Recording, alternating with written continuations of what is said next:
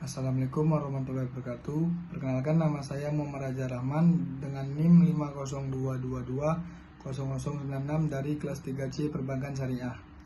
Di sini saya akan membahas materi tentang obligasi dan suku. Apa itu obligasi? Obligasi adalah surat utang yang diterbitkan oleh pemerintah atau perusahaan untuk memperoleh dana dari investor. Kemudian, obligasi dibagi menjadi dua bagian, yaitu menurut konvensional dan syariah. Menurut konvensional, obligasi ialah memberikan keuntungan dari besaran bunga yang ditetapkan. Sedangkan bagi syariah, obligasi ialah memperhatikan sisi halal haramnya selain keuntungan. Selanjutnya, karakteristik obligasi. Yang pertama, nilai nominal. Ini adalah jumlah uang yang akan dibayarkan kembali kepada pemegang obligasi pada saat jatuh tempo. Yang kedua, kupon. Ini adalah tingkat bunga tetap yang dibayarkan oleh penerbit kepada pemegang obligasi pada interval waktu yang telah ditentukan. Yang ketiga, jatuh tempo. Ini adalah tanggal di mana penerbit wajib membayar kembali nilai nominal obligasi kepada pemegang obligasi. Yang keempat, penerbit. Ini adalah entitas atau lembaga yang menerbitkan obligasi, seperti pemerintah, perusahaan, atau lembaga keuangan. Yang kelima, rating kredit. Obligasi sering dinilai oleh lembaga rating kredit yang memiliki risiko kredit penerbit. Ini mempengaruhi tingkat bunga yang harus dibayarkan oleh penerbit kepada pemegang obligasi. Semakin baik peringkat kredit penerbit, semakin rendah tingkat bunga.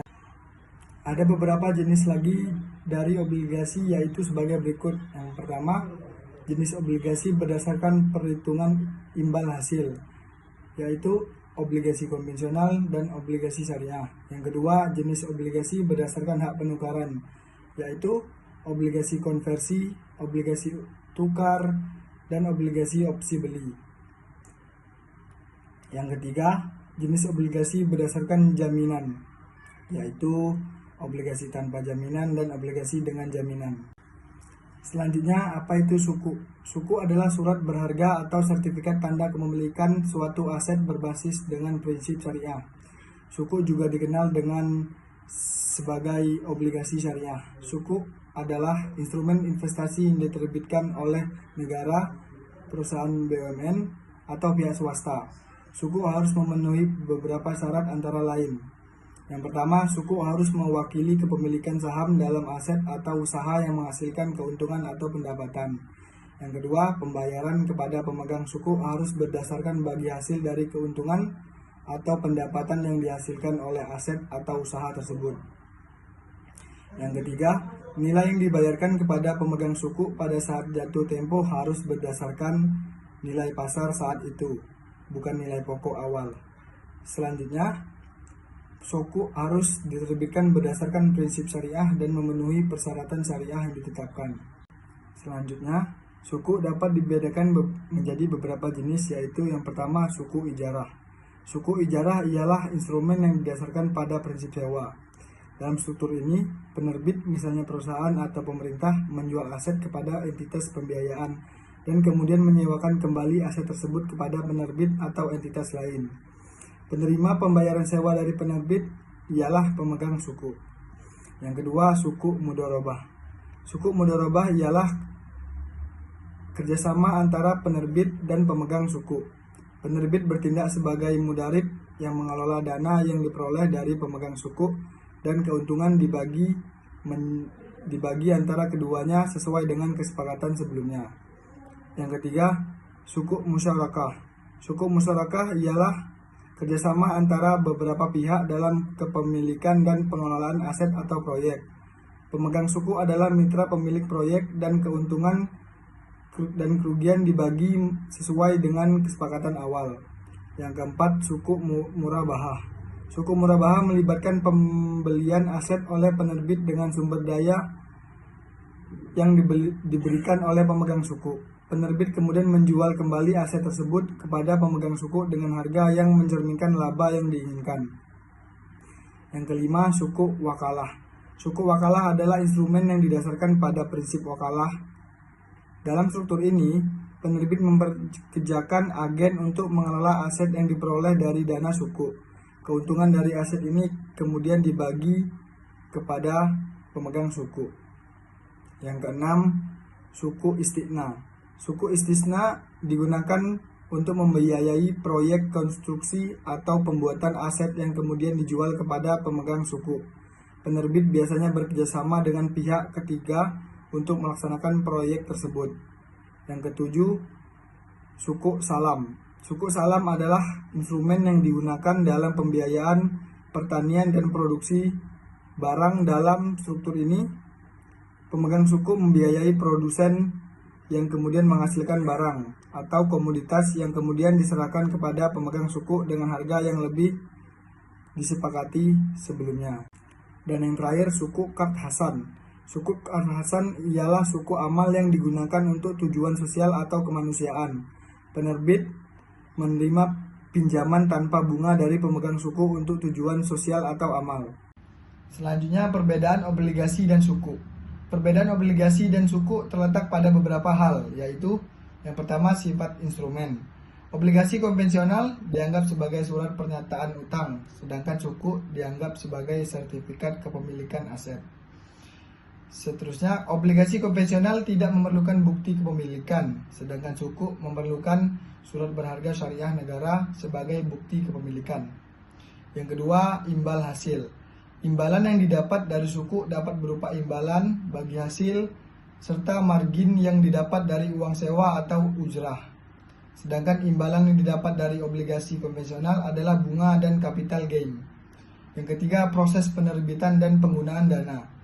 Suku harus diterbitkan berdasarkan prinsip syariah dan memenuhi persyaratan syariah yang ditetapkan.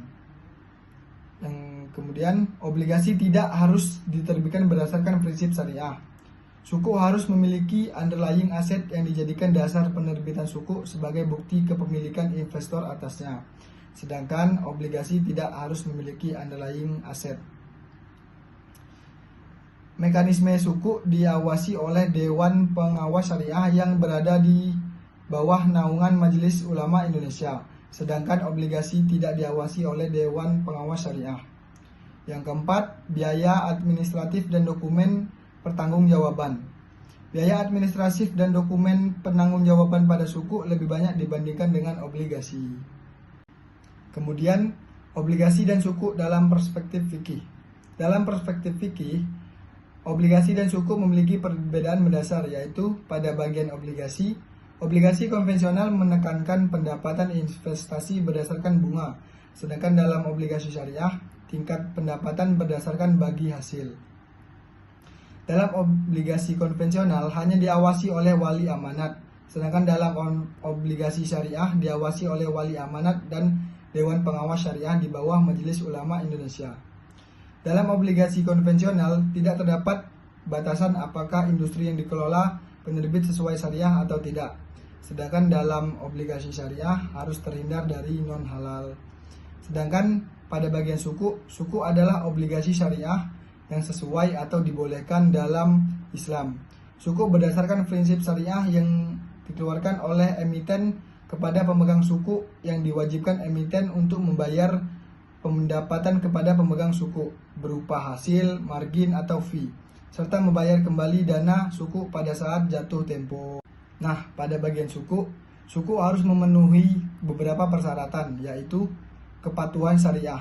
Suku harus diatur dengan sesuai hukum Islam, yang berarti bahwa mereka tidak boleh melibatkan pembayaran bunga atau kegiatan lain yang dilarang. Yang kedua, pendukung aset. Suku harus didukung oleh aset yang tidak melanggar prinsip-prinsip syariah. Aset harus diidentifikasi dengan jelas dan nilainya harus ditemukan oleh pihak independen.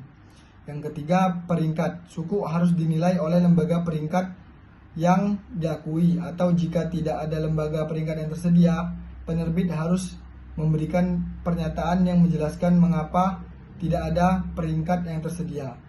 Yang keempat, perjanjian wakalah. Penerbit harus memasuki perjanjian wakalah dengan trustee yang akan bertindak sebagai agen untuk pemegang suku.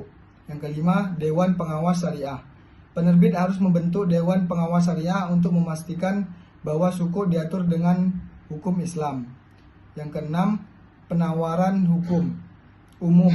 Penawaran umum. Suku harus ditawarkan kepada masyarakat melalui bursa efek terdaftar. Yang ketujuh, penentuan harga suku.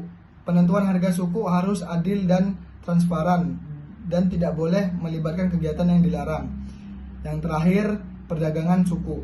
Suku harus diperdagangkan di bursa efek yang diakui, dan perdagangan harus diakui sesama hukum Islam.